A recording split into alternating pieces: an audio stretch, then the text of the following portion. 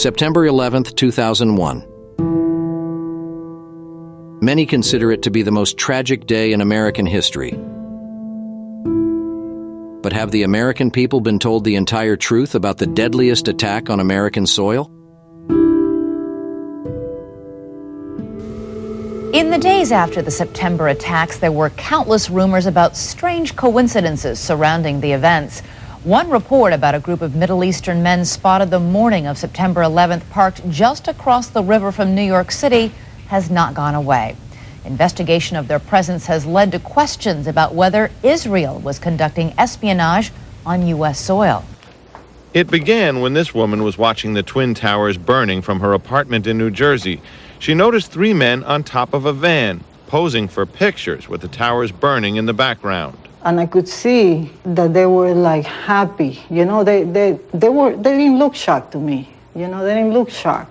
I thought it was very strange. The witness called police, who stopped the van hours later and arrested 5 men. All 5, it turns out, were Israeli. Israelis? But isn't Israel America's greatest ally? And Israel is one of our, if not our greatest ally in the world. And I often refer to Israel as America's most cherished ally. And I believe it with all my heart. This is a friendship I believe is just simply unbreakable. And I want to assure you, the United States has no better ally than Israel. Our alliance has been Why were Israelis remarkable. celebrating the deaths of thousands of Americans?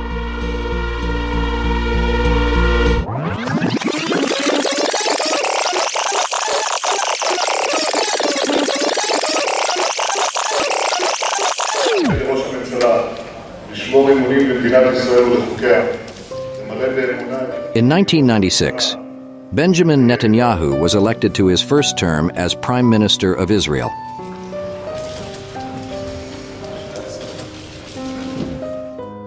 A study group, led by American Jewish Zionist Richard Pearl, would create a report for the new Netanyahu government titled "A Clean Break, A New Strategy for Securing the Realm," which would suggest an aggressive new approach towards Israel's Arab neighbors, including using proxy armies to attack Syria and removing Saddam Hussein from power in Iraq. The following year, Richard Pearl would join fellow Jewish Zionists such as William Kristol, Robert Kagan, and Paul Wolfowitz in the creation of the Project for the New American Century, a neoconservative think tank which would lobby for aggressive U.S. military intervention in the Middle East, beginning with the invasion of Iraq. I went through the Pentagon 10 days after 9/11. I went downstairs, I was leaving the Pentagon, and an officer from the Joint Staff called me into his office and said, I want you to know, he said, "Sir, we're going to attack Iraq." And I said, "Why?" He said, "We don't know." He said, I said, "Well, did they tie Saddam to 9/11? He said, "No." And then I came back to the Pentagon about 6 weeks later. I saw the same officer. I said, why haven't we attacked Iraq? We still going to attack Iraq? He said, "Oh, sir," he says, "it's worse than that." He said,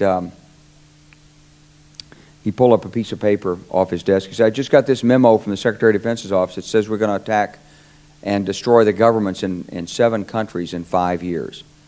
We're going to start with Iraq, and then we're going to move to Syria, Lebanon, Libya, Somalia, Sudan, and Iran." That's actually what happened. These people took control of the policy in the United States. And I realized then, it came back to me, a 1991 meeting I had with Paul Wolfowitz. You know, in 2001 he was Deputy Secretary of Defense, but in 1991 he was the Undersecretary of Defense for Policy. It's the number 3 position in the Pentagon. And he said, well, yeah, he said, but not really. He said, because the truth is we should have gotten rid of Saddam Hussein and we didn't.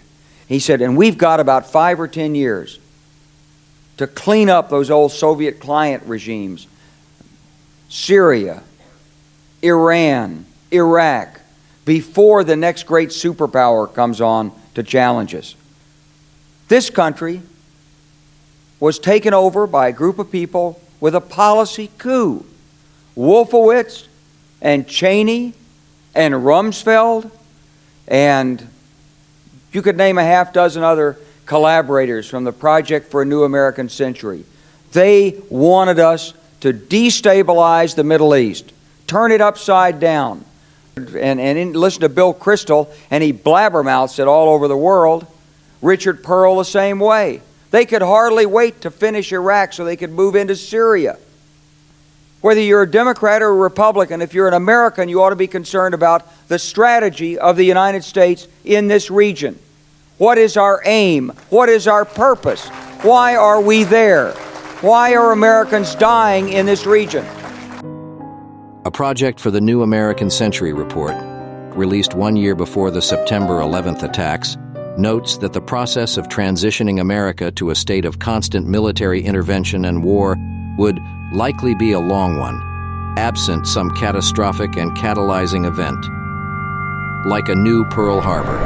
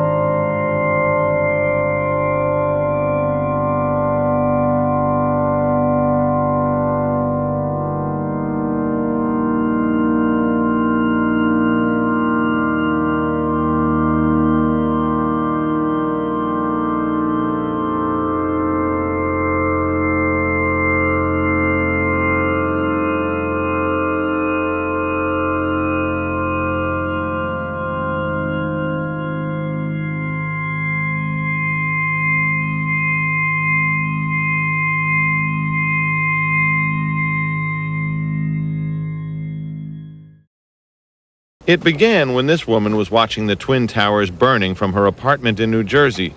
She noticed three men on top of a van, posing for pictures with the towers burning in the background. And I could see that they were like happy. You know, they didn't look shocked to me. You know, they didn't look shocked. The FBI has now put out a nationwide APB all-points bulletin for a white Chevy van with New Jersey registration.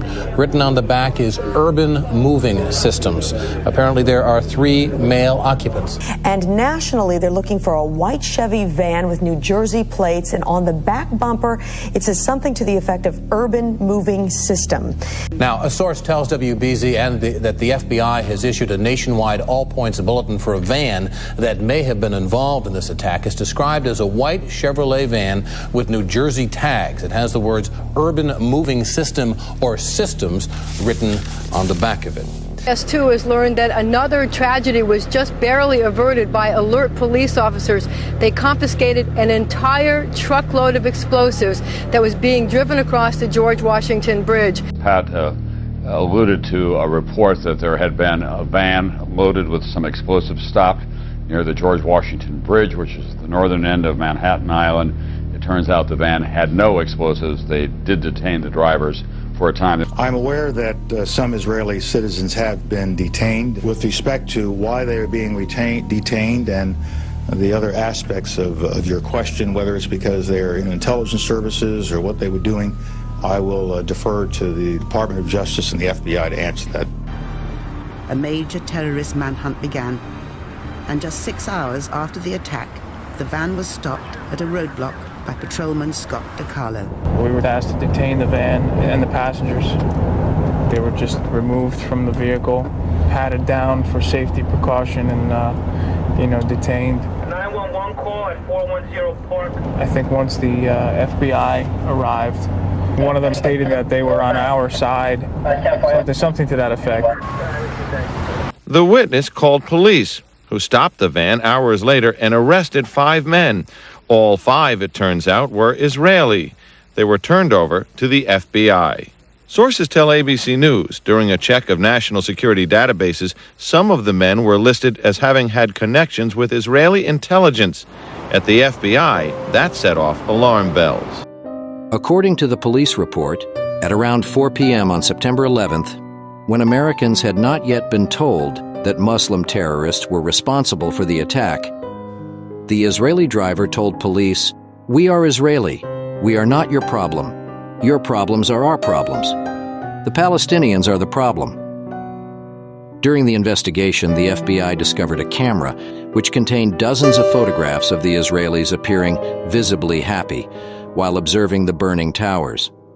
The FBI later released 14 of the 76 photographs, after photocopying them multiple times to hide the state of the World Trade Center towers and redacting the facial expressions of the Israelis. Several eyewitnesses reported seeing the men already in position to photograph the towers immediately after the first plane hit, while one eyewitness placed them there as early as 45 minutes before the attack began.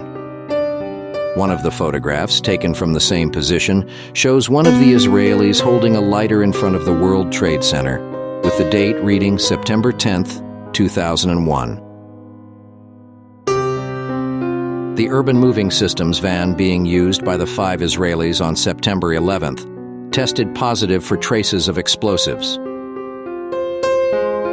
The FBI investigation came to the conclusion that the 5 Israelis were part of a Mossad intelligence operation, and that Urban Moving Systems was a Mossad front, where Israelis could be overheard making statements such as, "Give us 20 years, and we'll take over your media and destroy your country." Yuval Aviv is a counterterrorism advisor to the US Congress, but was once a spy for Israel's Secret Service Mossad. He says Urban Moving was a front company for Israeli intelligence, and that some of its workers were spying illegally in the US. Israel has engaged in intelligence gathering in friendly countries. Some of it is done with permission, and some of it probably has been done without permission in areas that is vital to Israeli interest. The FBI wasn't satisfied. Channel 4 has learnt from intelligence sources that some of the men's names were already known to American counterintelligence. Paul Kurtzberg admitted serving in an Israeli army anti-terrorist unit. He refused to take a lie detector test for 10 weeks. I was serving in a special unit in the army, and it's not a big secret or something like that. But there are things that I have to keep to myself as loyal to my country. The men said they were just taking pictures at the time. They said they worked for a company called Urban Moving. The FBI obtained a search warrant for the company's offices. Not long after the arrests, the offices of Urban Moving were simply abandoned. Almost everything was left behind. After 71 days, the 5 Israelis were deported, leaving some ruffled feathers among both U.S. and Israeli officials. According to federal officials, the 5 men have been barred from returning to the United States for 10 years, they say because they violated immigration laws.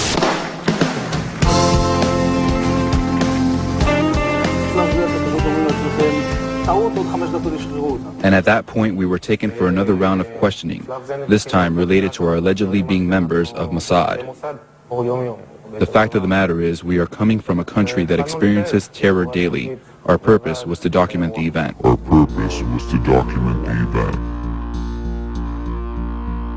On the day of the September 11th attacks, Benjamin Netanyahu would give a press conference in which he would compare the attacks to Pearl Harbor and would describe the attacks as very good for relations between the United States and Israel.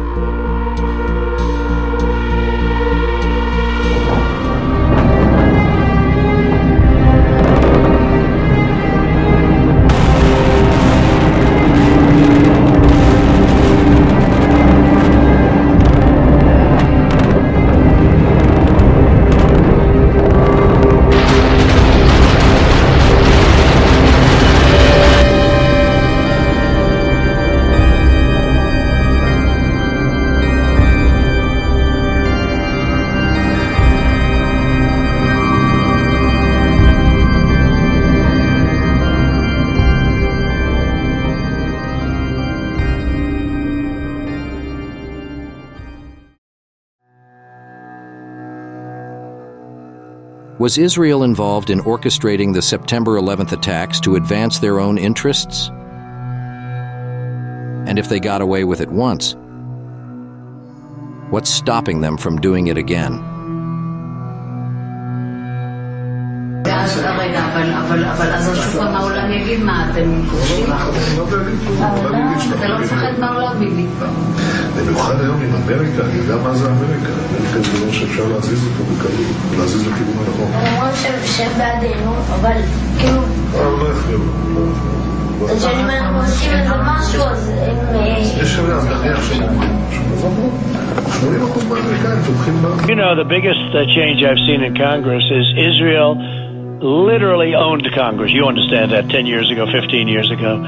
And it was so powerful. They had such power, Israel had such power, and rightfully, over Congress. My father was in the Congress of the United States, Thomas D'Alessandro Jr. He was, as a little teenager, a Shabbat Goy. So he spoke Yiddish. He spoke Yiddish. I have said to people when they ask me if this Capitol crumbled to the ground, the one thing that would remain is our commitment to our aid, and I don't even call it aid, our cooperation with Israel. For as long as I live, for as long as I have the privilege of serving in the Senate from New York, I will unflinchingly, unstintingly, and with all of my strength be Shomer Yisrael, a guardian of Israel. Ladies and gentlemen, I'm Yisroel Chai. And the problem that Vivek doesn't understand is he wants to hand Ukraine to Russia. He wants to let China eat Taiwan. He wants to go and stop funding Israel. You don't do that to friends. So our relationship with Israel will never be stronger than by the end of my first term. And what puzzles me is, I want to learn from those and apply those to protect our homeland, Nikki. Israel needs America. America needs Israel. Okay.